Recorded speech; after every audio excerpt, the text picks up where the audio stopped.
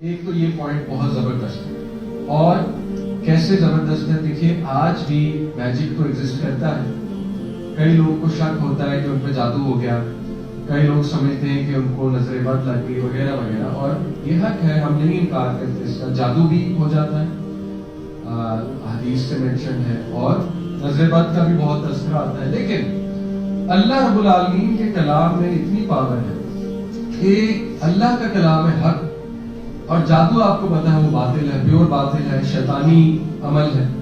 تو ہو نہیں سکتا کہ حق باطل پہ غالب ہے.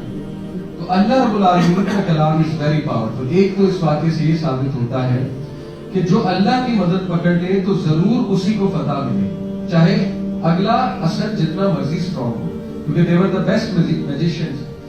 دوسرا بہت زبردست پوائنٹ یہاں سے ملتا ہے کہ آپ دیکھیے آج کا جو میجک ہے، ٹھیک ہے یہ والا میجک بھی ایگزسٹ کرتا ہے، کالا جادو، لیکن میجک جنرلی مینز ایک illusion اور دھوکہ، اس کو جادو کہتے ہیں. تو آج کا دھوکہ اور illusion وہ میڈیا انڈسٹری ہے، میوزک انڈسٹری. جیسے آج کل جو گانے بنتے ہیں وہ باقاعدہ جادو ہے، اور اس کا جادوئی ایفیکٹ ہے لوگوں کے مائنڈ. آپ دیکھیں کہ اتنا برین واش کر دیا جاتا ہے ہمیں کہ ایسے ایسے لیرکس ہیں جن میں زنا کی دعوت دی جا رہی ہے، لیکن ایک نوجوان کو، ایک انسان کو احساس نہیں ہوتا کہ یار یہ لیرکس کتنے برے ہیں، وہ پھر بھی گنگناتا ہے. کیوں؟ کیونکہ وہ جادوئی ایفیکٹ سے لیرکس بنائے گئے. ان کے پیچھے جو سنگر کی آواز ہے وہ آواز بڑی جادوئی ہے، ٹھیک ہے نا. لوگ کہتے ہیں واہ واہ واہ کیا گلا ہے، کیا سر ہے.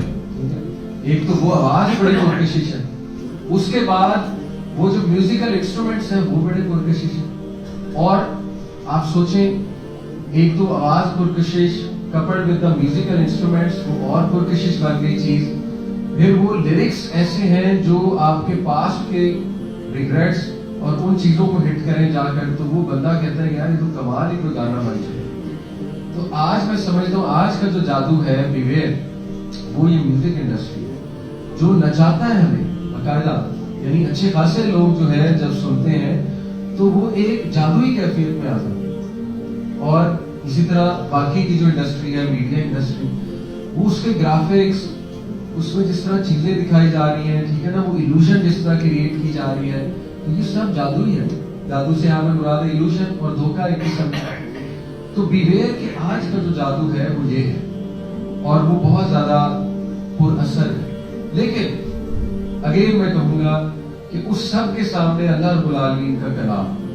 آپ نے کئی لوگ دیکھے کہ وہ ساری عمر میوزک سنتے ہیں، لیکن قرآن کی ایک آیت ایسی اثر کر جاتی ہے کہ سارا ایفیکٹ نلیفائی ہو جاتا ہے، وہ دین کی طرف آ جاتے ہیں. کیا ثابت ہوا کہ قرآن کی ایک آیت اس بہت بڑے جادو پر بہت حاوی ہے، بہت بھاری ہے. تو قرآن کے ساتھ جو نوجوان اپنے آپ کو اٹیچ کرتا ہے، قرآن کی تلاوت سننے لگتا ہے، قرآن کے ساتھ وقت گزارتا ہے، قرآن سمجھنے کی کوشش کرتا ہے، تو یہ اس جادو کا توڑ ہے، 100% اس جادو کا توڑ ہے.